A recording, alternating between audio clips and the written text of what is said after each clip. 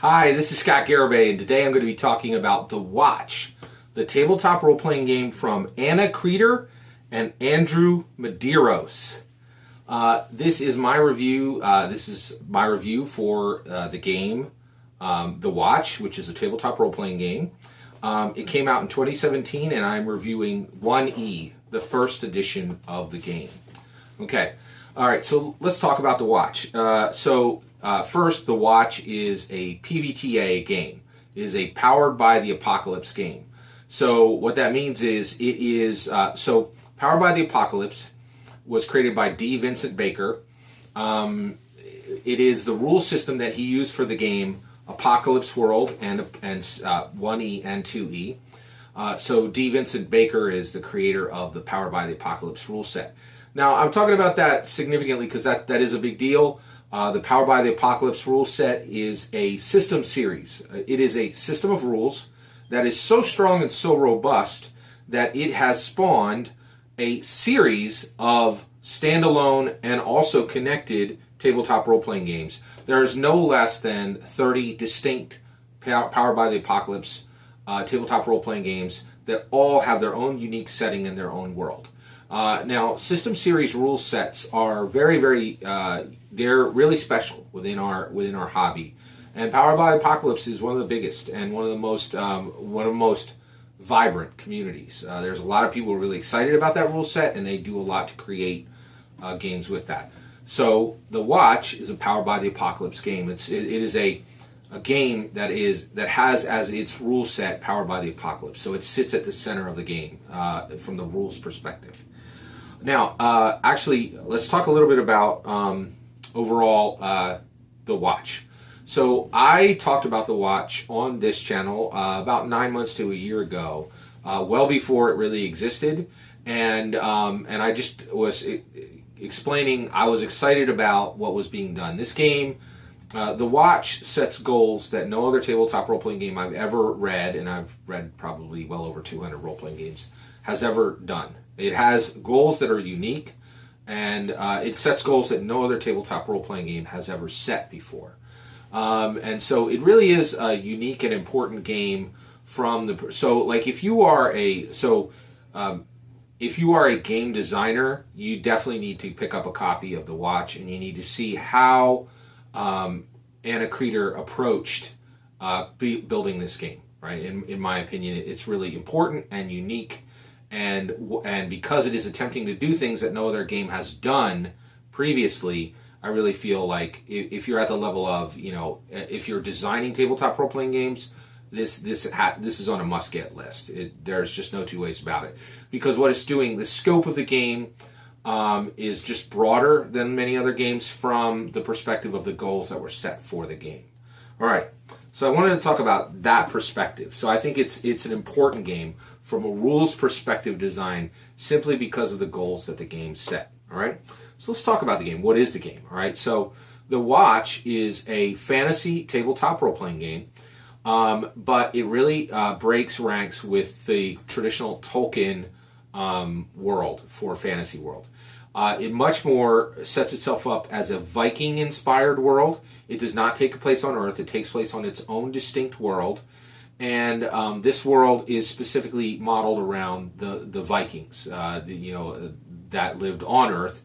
Especially if everything that was rumored about the Vikings and everything that some people believe the Vikings had from the perspective of magic was real. Okay, really, so right from the gate, it's unique. So basically, the player characters play these characters that exist within these clans of people within the world of The Watch. Okay, and they're all kind of Viking-like people. Okay, now, and actually, that's not special. There are other games that have done exactly that. In fact, Ironsworn is another game that I highly recommend that has pretty much the same setting as The Watch. Really very similar setting, okay? But Ironsworn doesn't have the same goals as The Watch, and that's why The Watch is special and unique. Okay, so we have a world, right? Well, if you're going to have a tabletop role-playing game, generally there needs to be a conflict. And so what causes the conflict? Well, the conflict here is called the Shadow. So the Shadow arrives into the world of The Watch, okay? the shadow arrives. So basically, the shadow is essentially a front that is closing in on the clans that the player characters belong to. Okay, and so the shadow is coming in. It's pressing into these player characters and into their clans and causing them strife within their living situation, within their current everyday living situation. And this front is essentially a bunch of monsters that are coming in. The shadow is a bunch of monsters, but in addition to that, it's a power. And essentially, when the shadow comes forward, right, through your forest or through your village, right, if you are okay, so actually, we'll use the term person for right now. If you're a person, the shadow will attempt to take you over, okay? And when it takes you over, you become one of the monsters that belongs to the shadow as now attacking the people, the clans, right?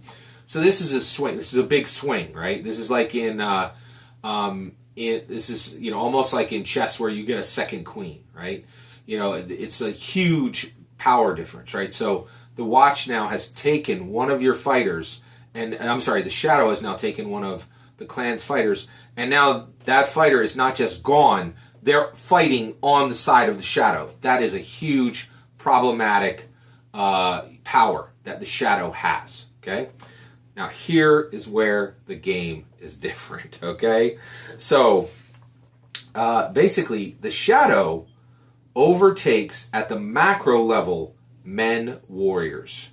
They are susceptible specifically to the shadow, okay? And it is dissolving these clans because the men warriors that used to fight for these clans are now just being taken over by the shadow. So if you're a clan and you take all your men warriors and you send them into the shadow, you just gave the shadow a whole bunch of fighters, and now you have way less resources on your side, fighting resources, right? So the watch was established, okay? And the watch is newly fortified encampments on the border, okay? Now the watch is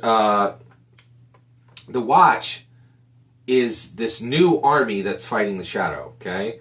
And it is made up by multiple clans, and it does not allow men to join, okay, to join the ranks because they're so susceptible to being turned by the shadow.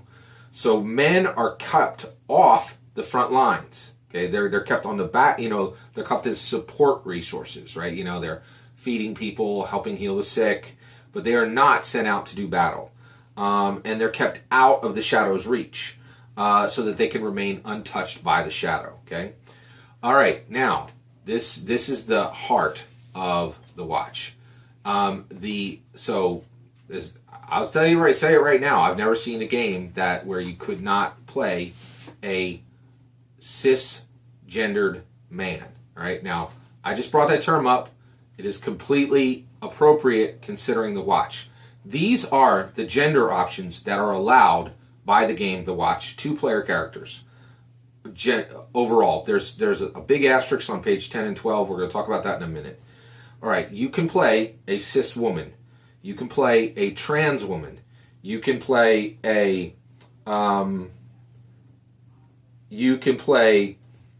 fluid, a person who is fluid. You can play a person who is non-binary, and you can play someone who is genderqueer. Okay, I've never seen this done in any role-playing game. I've never seen a game that does not allow a cis male player character to be played at the macro level. Okay, now important to recognize this. On page 10 and on page 12, the authors, Anna Kreider and Andrew Medeiros, say you are not required to play a particular gender. You can choose whatever you feel comfortable with. Okay? So that one statement exists on page 12, but the rest of the game talks and assumes that there are no cis male players. Okay? So this is really interesting to me, and I want to talk about it briefly. So there's it's kind of like the game's a wolf. You're like, oh my goodness, no cis male player characters. And you're like, that wolf's got bite, right? But they're on page 12. Anna Kreider and Andrew Medeiros put in this thing that says you're not required to pick a particular gender. You can choose whatever you feel comfortable with. So it's kind of like you're taking the teeth out of the wolf, right? If they're like, well, you know, we don't want to get bitten. Let's take, you know, let's put some dentures in there, or let's make this wolf have gums, right? And it has no more fangs, right? So you can pull the fangs right out of this game if you want to, right? Now, I was a little shocked as a designer. I'm like, I don't know if I would have made that choice, but the people who are playing this game are incredibly, really, really concerned with everybody being at the table comfortable. So they're like, we designed this entire game to have no cis males as player characters, but you could do whatever you like and we want everybody to be comfortable. So their tolerance goes to an incredibly high level, right? And it also made me think, you know, like, is my tolerance high enough that I would allow my game to have, you know, the teeth pulled out of it, right? Theirs is, right? They're literally saying, hey, if you don't like the wolf with fangs, pull those fangs out and play with a gum wolf, right? You know, a wolf with gums and no fangs, right? You know, so it's there. And that is an incredibly high level of tolerance. So this game talks about tolerance, and it's not just talking, it's literally putting in design at the very highest level. So I thought that was really interesting, okay? All right, so the gender options is really the most unique thing in this game, and one of the things that I was excited when this was coming out to see how they were going to approach this, and I thought that's dangerous, right? And I wasn't wrong, right? In the game, Anna Kreider and Andrew Medeiros put in literally this question: isn't this game kind of misandrist? And their answer is no. Right? And I was like, wow, that, you know, like, that is the entire answer, right? And so I was like, that is a tundra wolf on top of the hill move, right? For it to like acknowledge one of the most controversial parts of your game and then give this super blunt, short answer, like, this is the answer, right? You know, like, I was like, that is fire. I felt like when they were done, there was a dab. Like, I was like, holy cows, that is like, wow, talk about addressing the elephant in the room, right? Like, you know, so again, this game, this is a big swing, right? This is not somebody looking for a bunt. They're like, we're going to swing big, right? And when you swing big, you hit a grand slam or you strike out, right? You know, and so this is a really, really interesting game. Now, I don't think this game is a strikeout because at minimum, everyone who designs tabletop role-playing games should absolutely be purchasing this game and and reading this cover to cover, because this is uncharted territory within tabletop role-playing game design, and that's not me saying that. That's a fact, right? Like, some other games have poked at this issue, but the Watch is farther out on this issue than any other game I've ever seen, right? The only thing that even comes close is Night Witches by Jason Morningstar. Okay, all right, so it goes into detail about these gender options, right? So it says, why are trans women allowed, right? And it says because they can resist like women, right? Get this. Cis males are not the only gender option that are not allowed in the game. Let's remember asterisk on page 12, okay? That's granted. But the other one is trans men are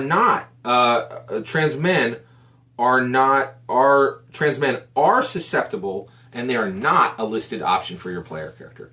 So trans men are essentially, they're susceptible to the shadow exactly the way a cis man is, a cis male would be. I'm like, wow, okay, that's really interesting. They thought this through. They really thought this through a lot, right? It really is pretty amazing overall, the direction that this game went, right? So my overall review for the gender options part of this game, which I think is the heart of this game, it is the reason this game was created, in my opinion, right? So here's my take. I really think that they did a very good job. The craft of the game is excellent. I really like a lot of the content within the game. I really, really applaud their courage for approaching this topic, right? The only thing that I didn't like was page 12. I really, like, to me, if you're gonna make a game with bite, you gotta leave the fangs in, right? I don't like the idea that this wolf can have its fangs pulled out by any MC, Master of Ceremonies, which is synonymous to, or Mistress of Ceremonies. They use both terms in the game. They use both terms in the game. GM game master can come along and say, I'm going to run the watch and I'm going to allow cis male characters, all cis male characters. And I'm like, and I think that's a mistake personally. As a game designer, I think that's a mistake. So that's the only thing I didn't like. Is I really wish that the exception on page 12 wasn't there. However, I 100% agree. I 100% understand why Anna Kreider and Andrew Medeiros put that there. And the reason why is, as you read this game, their dedication to tolerance is incredibly high, right? And so basically, if you're going to be a really dedicated tolerance person, you have to do some things that are that other people will look at and say, I don't know, I wouldn't have done that with my game. So this is really a unique game. They made some really unique choices. I love that this game is such a big swing. Like, there's no bunt, there's no bunt action on this. This is like they are swinging for the fences. And so I think when players come to this, it is really going to be a grand slam or a strikeout for them. Now, for me, I will say I don't think this is a grand slam for me. This was in the stadium, right? But it certainly is. It got to second or third base, and what I mean by that is, for me, I purchased this and I read through it cover to cover, and my takeaway was, I'm really glad I read this, because these are, these issues are being explored in modern tabletop role-playing games, and I want to see how other designers are doing this, right? One thing I wish this wasn't created as a PBTA game. I think PBTA is extremely niche, and it's a little challenging for some players to understand. And so I wish that there had been a little bit, that this was in a more traditional rule set, because I think it would have had wider playability. But I really applaud Anna Kreider, and I also applaud Andrew Medeiros for having the courage to make this game, for making it such a big swing game, for furthering the discussions that around gender options for player characters. And that's essentially my review of the gender options for player characters within the rules, within the game, The Watch. Thank you very much. That's my thoughts on the gender options, and please consider liking and subscribing. Take care.